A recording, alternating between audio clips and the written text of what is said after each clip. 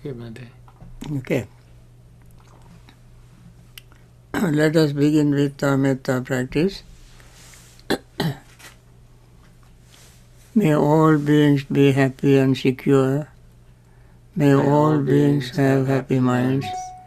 Whatever living beings there may be, without exception, weak or strong, long, large, medium, short, subtle or gross, visible or invisible, living near or far, born or coming to birth, may all beings have happy minds.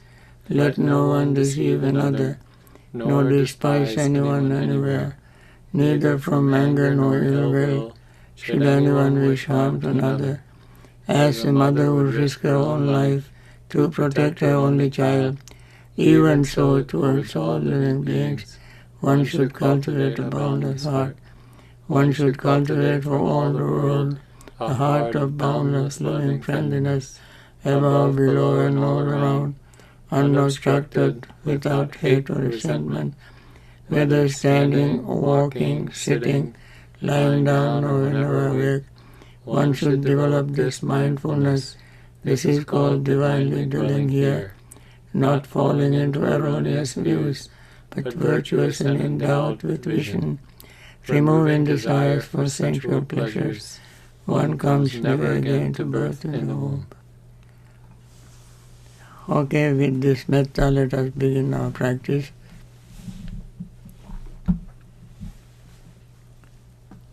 We repeat the same instructions every day. Although instructions are very short, but the essence of meditation instructions are there. That is, we pay attention to our breath and notice the breath touching our nostrils and reaching our lungs area, and expanding lungs area, and then expanding lower abdominal area. As we breathe out, lower abdomen contracts, chest area contracts, and the breath leaves the nostrils. These three functions happen each time we breathe in and out. At the same time, the feeling that arises when we breathe in, feeling of the breath, feeling of expansion and contraction, also change. Our perception of them also changes. Our thoughts are changing. Consciousness is changing. When all these are changing, that means rising and falling and rising and falling, without staying fixed even for a second, we let go of any notion, any will to cling to anything, because it is a mere futile effort. So let that happen, let them come and go. Thereby we let go of our first hindrance, overcome, that is our greed, desire. And then the body and mind are more relaxed. No rigidity, uptightness is there. In that state, metta feeling begins to show up. When metta feeling arises, resentment, anger, uptightness fades away. And then compassion comes along with metta. Then restlessness and worry fades away, making the mind even calmer. And then after that we will get more energy to see what is going on, and seeing the results we become more energetic, our sleepiness and drowsiness fade away. When that happens, we see the results more clearly, results of our own practice in a short period. We experience the results right away as the nature of Dhamma, which is personally realizable by the wise. That happens right now, this very moment, and then confidence arises. Confidence arises when we see the truth, that we can do this, that the Dhamma is real, the Buddha is very profound, enlightened, and therefore when confidence arises, all the doubt fades away. Now we are very relaxed and calm. In that state, joy leads to tranquility, which is called passaddhi. That leads to happiness. When happiness arises, no excitement, agitation, emotional reactions. It makes the mind even calmer than before. That leads to concentration. When we gain concentration, the mind does not remain idle or does not become like a rock, but it is very clear, sharp, to see subtlest changes taking place in our body, feelings, perceptions, thoughts and consciousness. They all change every nanosecond. You can never find them static. Because of the rapidity of change, they appear to be static, appear to be fixed, but they are not. Only when we gain true deep concentration can we see the subtlest changes. When the subtlest changes are noticed, our notion of permanent self also vanishes.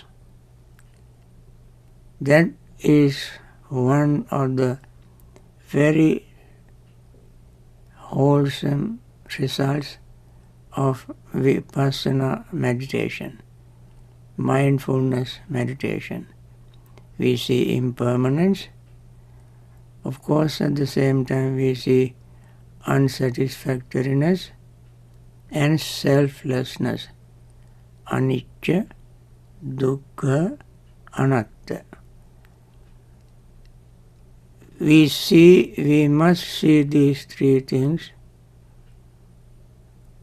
in order to make any progress in vipassana meditation. With this,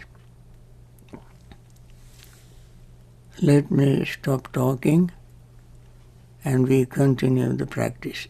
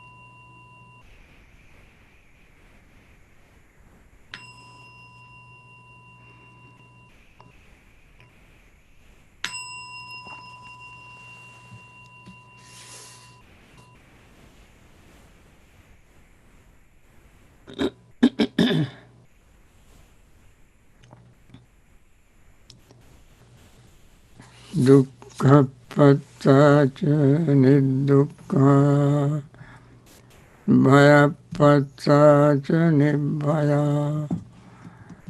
sokapatta ca nissoka, hontu sabbe pipanino. May the suffering be free from suffering.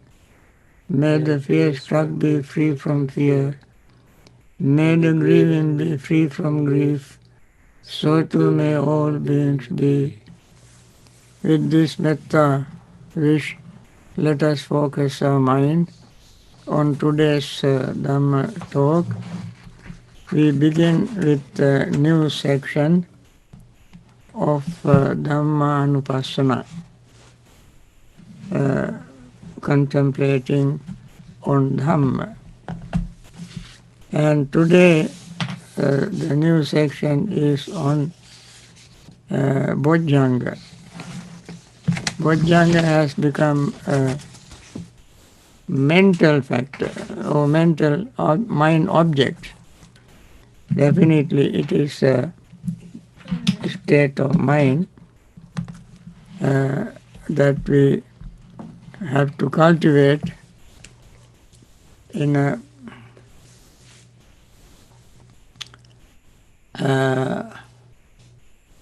very systematic way.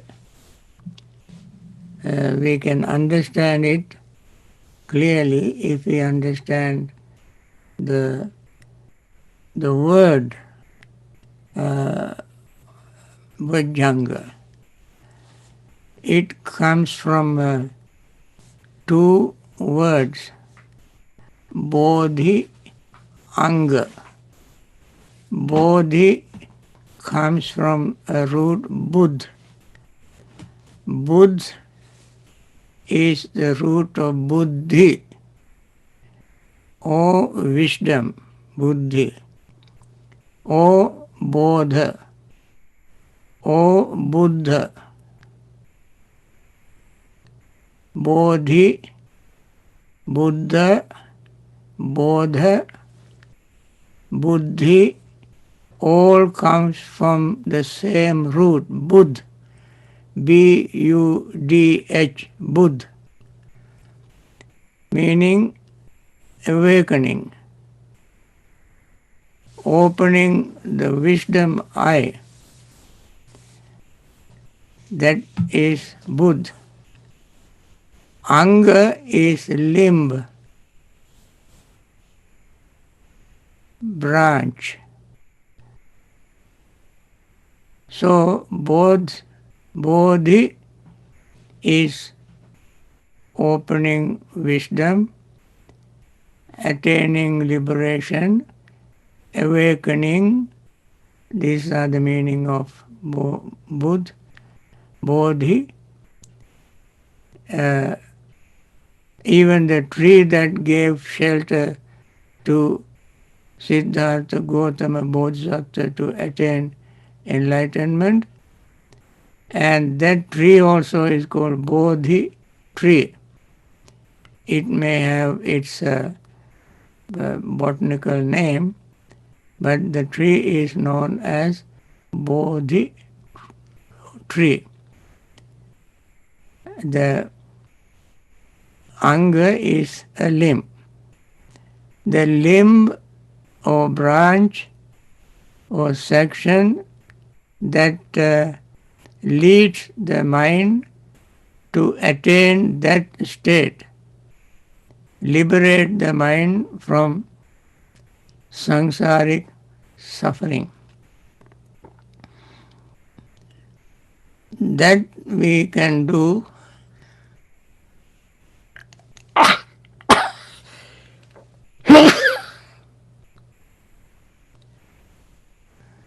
only when the mind is awakened to the reality.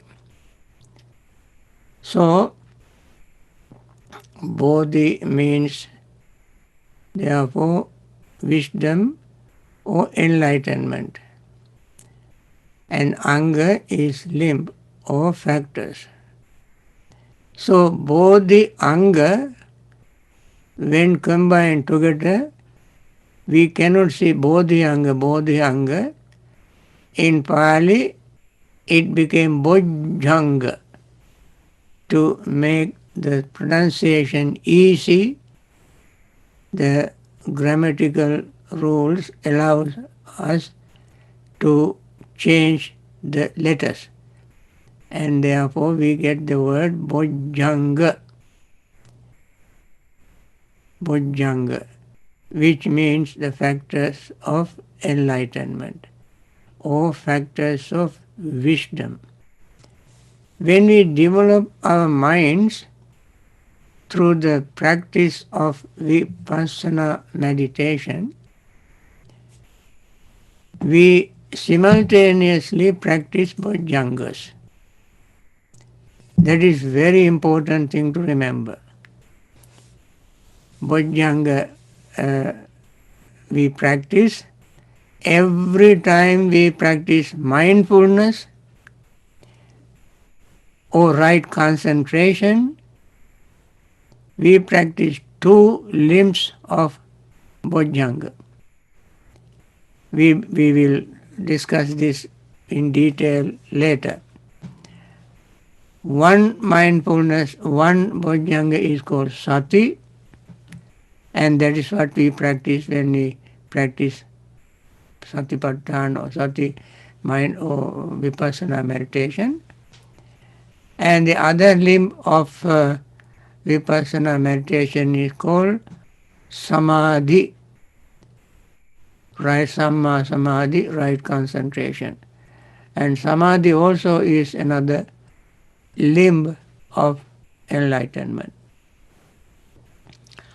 So when we practice mindfulness meditation, we practice not only these two, sati and samadhi, we also practice virya, another factor of enlightenment.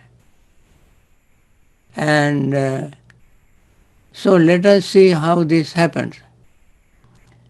So therefore, every moment, if you practice mindfulness meditation, you add up to bojjhanga. So you don't practice bojjhanga separately. There is no separate meditation called bojjhanga meditation. But when we practice mindfulness meditation, that practice itself is a bojjhanga practice. It happens just assume that the bojjhangas are 7. In detail, there are 37 factors of enlightenment. We will discuss them later on in this series of talks. And this we explain how 7 becomes 37. Now, and all of them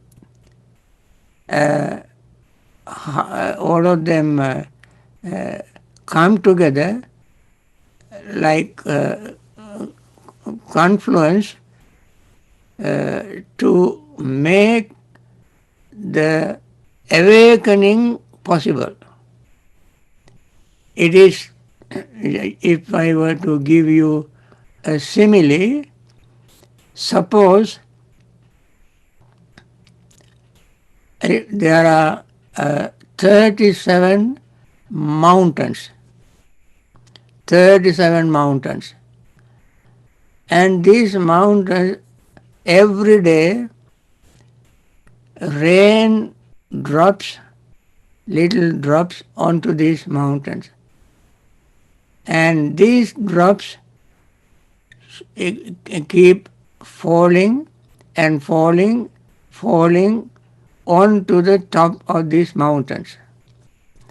And then these drops naturally collect.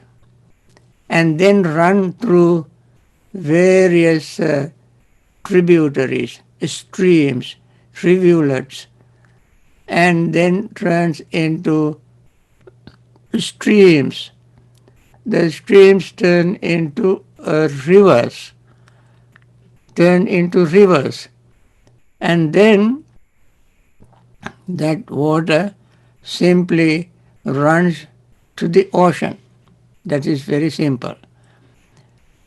However, somebody, a very smart guy, built a dam and let the water collect there. And the dam has to be a very strong dam. When the water collected in the lake like a reservoir, and then he makes a tiny little hole for the water to run through. And then he installed a hydroelectric plant. And this tiny little water coming through the tiny hole turns the turbine of the hydroelectric plant, and that produces light. So someone, wire it and bring it to have a wiring and put a light bulb, and then you get light. That is light. Similarly, when we practice these bojjhangas, any tiny little moment we practice mindfulness, we add one drop of water into that lake, and eventually it becomes a big lake, and it goes through that tiny little hole. That is the concentration. And when we gain concentration, that penetrates the hard, what do you call, core of ignorance. Ignorance is so thick. Only when we have this kind of big, powerful hydro power, that dark ignorance can be penetrated. So, and ignorance can be broken, shattered, and light will appear. Just remember this simile. Similarly, when we keep practicing mindfulness, all the factors come together. Buddha has given a very beautiful simile to explain it even better, more clearly. The simile I gave is my own simile. Buddha gave a more powerful, more meaningful, enlightened simile for all the factors of enlightenment coming together for opening our wisdom. Buddha said, bhikkhus, just as all the rafters of a peaked house slant, slope, and incline towards the roof peak, so too, when a bhikkhu develops and cultivates the 7 factors of enlightenment, he slants, slopes, and inclines towards Nibbana. very powerful simile. And there is no any other thing that when developed and cultivated leads to the abandoning of the fetters so effectively as the 7 factors of enlightenment. So, there is not anything that can open our wisdom eye. So, for this, we need a great discipline, a practice. What is the discipline? Our moral practice is absolutely important for the development of the factors of enlightenment. This doesn't mean that we have to wait all our moral principles, all our morality is perfect. To practice mindfulness, we must start right away and keep practicing. As we keep practicing, our mindfulness increases and our weaknesses decrease. That is how it happens. But we should not wait until our morality is perfect.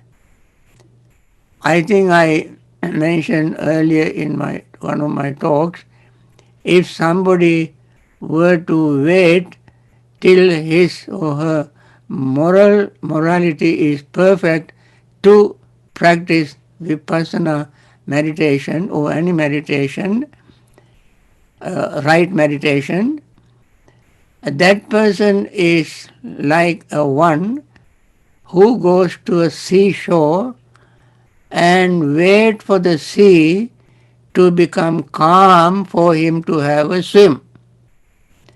That fellow will never swim because the sea never becomes calm. So, similarly, with our all weaknesses, we start the practice. As we practice, the path becomes clearer and clearer and clearer, and we ourselves become very responsible for our activities. So this happens very naturally. And also we mention in our talks during this series of talks, we mentioned Mahakachyana Bhante Sutta, where Buddha said, what is gone, we cannot bring it back. What is not come yet from the future is not come yet. What we have to do is to focus our mind on what is happening now. That's all we have in hand. What is happening now? So we focus on what is happening now.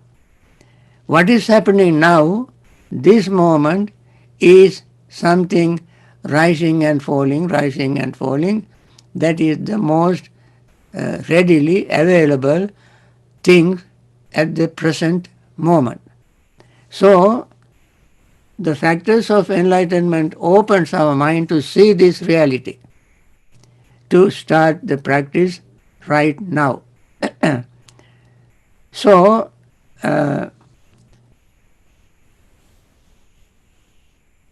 one who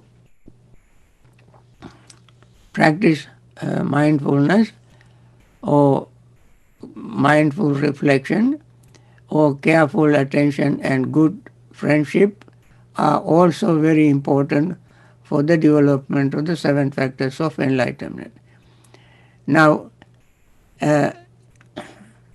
paying careful attention to what is happening this very moment is emphasized in the Mahasatipatthana Sutta at the very beginning. That says, Parimukhang sating upattapetva so sato asasati. That means establishing mindfulness in the present moment, one breathed in and breathed out.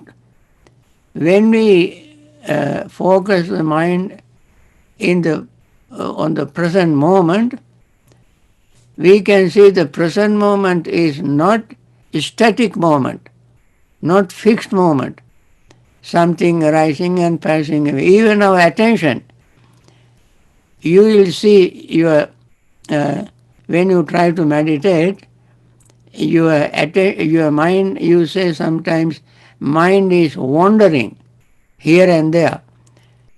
What really happens is you recollect all kind of things from the past, or you ponder over the future, and therefore you say, my mind is wandering everywhere. Mind doesn't go anywhere. Mind is within you, recollecting, remembering past things, imagination, fantasizing about the future, and so forth. And that shows what is happening in the present moment. Your attention jumps from object to object, this very moment. And that is what we have to control. That is where we have to focus on what is happening right now. What is happening right now is rising and falling. Forget about everything else, whether it is good or bad or right or wrong and so forth. These are not the things that you have to focus your mind on. Rising and falling, rising and falling, rising. Whether it is good or bad, it rises and falls. Whether it is moral or immoral, rises and falls. Whatever rises and falls is the main theme of your focus. So, Buddha said, pay mindful attention to what is happening in the present moment. The parimukham sati. Sati means mindfulness. Parimukha means in the present moment. Pay attention to it. Everything runs in the present moment. We breathe in and out in the present moment. We feel in the present moment. Thought arises in the present moment. Memory arises in the present moment. Fantasies arise in the present moment. So you can see so many things arising and passing in the present moment. So that is the way to open your mind to develop your bojjhanga, the bodhi anga. So for that, occasionally you need consultation with your friends, good friends, and you keep practicing consistently. So you simply cannot bypass these factors if you really want to attain full liberation from suffering. Also, we should remember, as we practice these factors, naturally we overcome ill will and greed. That is exactly what we learn in the Sutta, Satipatthana Sutta, Abhijja Vinaya Loke Abhijja Domana Sang. Mahasatipatthana Sutta, that is what we are discussing. That discourse, at the very beginning, Buddha says, Vinaya Loke Abhijja Domana Sang. Overcoming Abhijja is intense greed, domanasa is ill will. Whenever greed and ill will arises in the present moment, we immediately must overcome that using awareness of rising and falling, rising and falling. That is impermanence. So, that is why we practice 4 foundations of mindfulness. The 4 foundations of mindfulness is the practice of Bojjhanga. When we practice Bojjhanga, what we do? Number 1 of the Bojjhangas is Sati, mindfulness. Mindfulness is divided into 4. That is called 4 foundations of mindfulness. So the Buddha says in this discourse, again bhikkhus, bhikkhu dwells contemplating phenomena in terms of the 7 factors of enlightenment, or 7 enlightenment factors. And how does a bhikkhu dwell contemplating phenomena in terms of 7 factors of enlightenment? Now, this is how we practice it. Here, there being the mindfulness enlightenment factor in him, a bhikkhu understands there is the mindfulness enlightenment factor in me.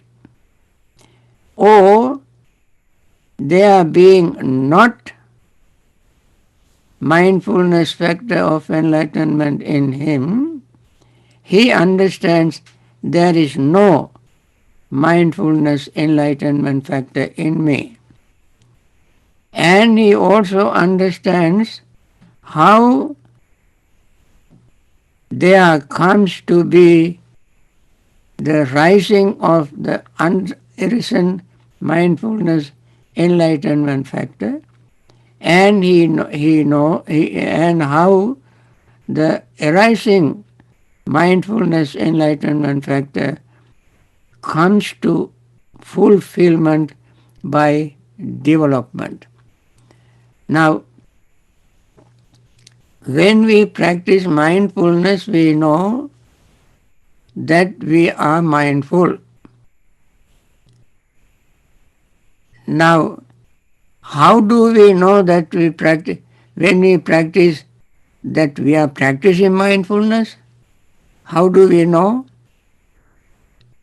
The way to know that we are practicing mindfulness is to be mindful of the fact that something arising and passing away, we don't, we watch them, watch whatever arises.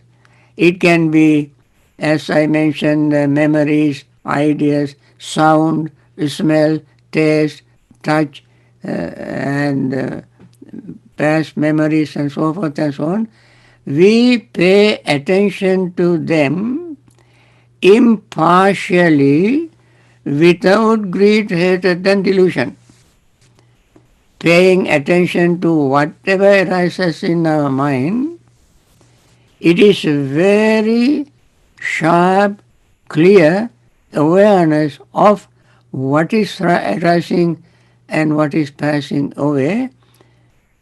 We pay attention to it without being partial, without being emotional, without greed, hatred and delusion. We simply keep the mind focused on what is happening this very moment. And if we know this, then we know the mindfulness factor of enlightenment is working in me.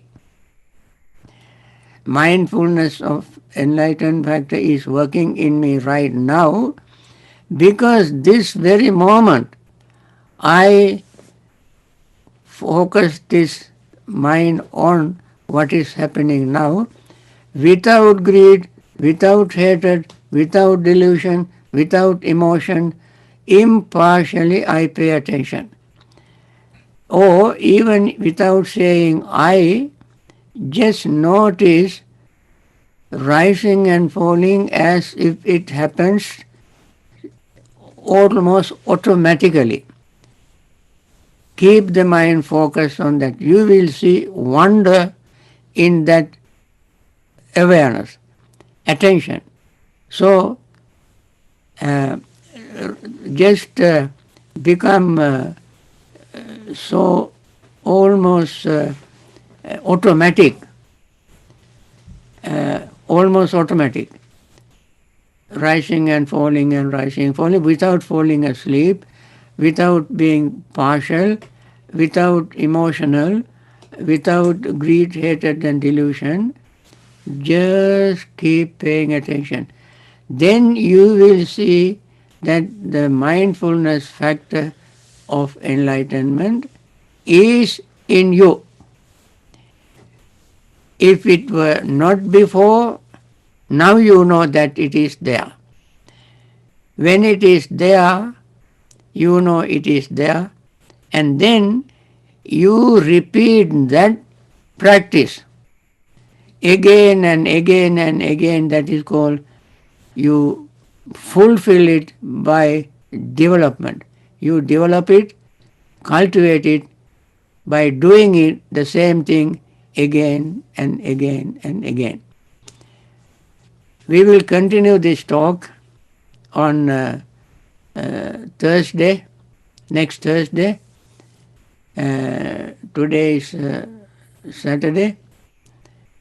So please keep this in mind and try to practice. This is a very, very important section of this Mahasatipatthana Sutta. We are discussing Mahasatipatthana Sutta. We came to Dhammanupassana, very important section. So therefore, please keep this in mind and try to practice. With this, I want to conclude today's talk and wish all those who are suffering from COVID and other sickness recover very quickly and return to normal life and continue their Dhamma practice, especially practice meditation, mindfulness. Then you will see the benefit by yourself. And then those who have lost their very dear loved ones, may they recover from their grief. I'm sure they understand Dhamma, practice meditation. By now they might have overcome their grief, and in the name of your loved ones, you continue your practice meditation. And those doctors, nurses, and hospital staffs helping those sick people out of compassion, selflessly they serve. May they continue their wonderful service without themselves getting sick or affected by this COVID. May they continue their very wonderful service and live long in good health. There are some generous people who are supporting all these projects. May they continue their generosity and be compassionate and continue their wonderful service. May they be relieved from any pain and suffering. May they are all good leaders who are helping continue their wonderful service, and other leaders who have not started or are not very clear about what they should do, may they have wisdom, courage, understanding, patience to make right decision, wise decision to help the world. Thank you for participating in this.